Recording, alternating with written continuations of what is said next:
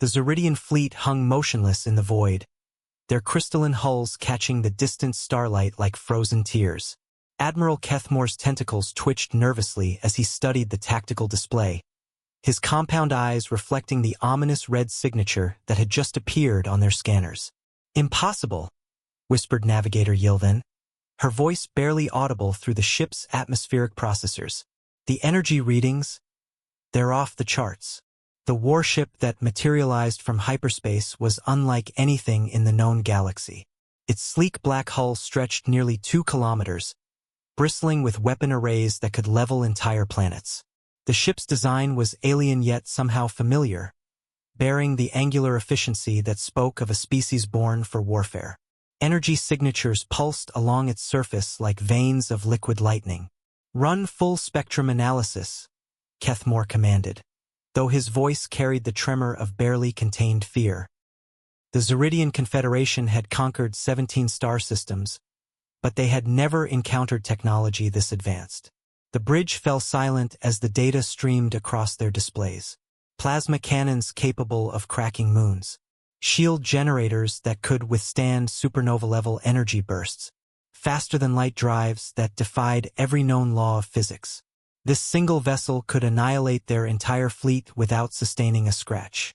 "Admiral," Communications Officer Nexpri announced, her carapace shifting color to deep purple, a sign of extreme distress among her kind. "The vessel is broadcasting on all frequencies. They're demanding our immediate surrender." Kethmore's heart sank. After decades of expansion, the Confederation had finally met its match. These beings, whoever they were, possessed technology centuries beyond their own. He had no choice but to comply. "Transmit our surrender," he said quietly. "Tell them we yield to their superior." "Wait," Yilven interrupted, her eyes widening as she focused her sensors. "Admiral, there's something else. The ship, it's displaying identification markers." The main view screen shifted, zooming in on the warship's hull. There, painted in faded white letters, were symbols in an unknown script. But below them, fluttering from a small mast near the ship's bridge, was something that made the entire bridge crew gasp in unison. A flag. Simple, rectangular, with red and white stripes and a blue canton filled with white stars. "By the Great Void," Nexpri whispered. "It's them." The legends had spread throughout the galaxy like wildfire.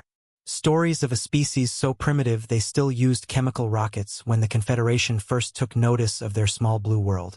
Tales of beings who fought with such ferocity that they would rather die than surrender, who had somehow survived multiple attempts at self-extinction through nuclear warfare. "Humans." The communications channel crackled to life, and a gruff voice filled the bridge. "This is Captain Marcus Rodriguez of the UES Indomitable. You are in violation of the Terran defense perimeter. You have 30 seconds to begin withdrawal procedures, or we will consider you hostile." Kethmore's mandibles clicked in confusion. The humans were supposed to be technologically inferior, barely capable of interstellar travel. Yet here was their warship, radiating power levels that made his flagship look like a child's toy. "Captain Rodriguez," Kethmore transmitted, his translator working overtime to convert his thoughts into the primitive human language. We were not aware of human territorial claims in this sector." A laugh echoed through the comm system. "Territory? Friend, you're looking at this all wrong. This isn't about territory. This is about what happens when you poke a sleeping giant." The truth began to dawn on the Zeridian admiral. The stories were wrong. The humans hadn't been primitive when the Confederation first observed them. They had been hiding, waiting, watching as various alien species made their plays for galactic dominance, all while secretly developing technology that made them obsolete. "You see," Captain Rodriguez continued, his voice carrying the weight of quiet menace, "we learned a long time ago that the universe is a dangerous place, so we prepared. We adapted. And when species like yours started eyeing our neighborhood, we decided it was time to introduce ourselves properly." The Indomitable's weapon systems powered up with an ominous hum that resonated through space itself. On screens throughout the Zeridian fleet, Tactical officers watched in horror as targeting systems locked onto every single ship simultaneously. 30 seconds is up, Rodriguez announced. Your choice, Admiral. Peaceful withdrawal, or we demonstrate why humans don't make good enemies. Kethmore looked at the flag one more time.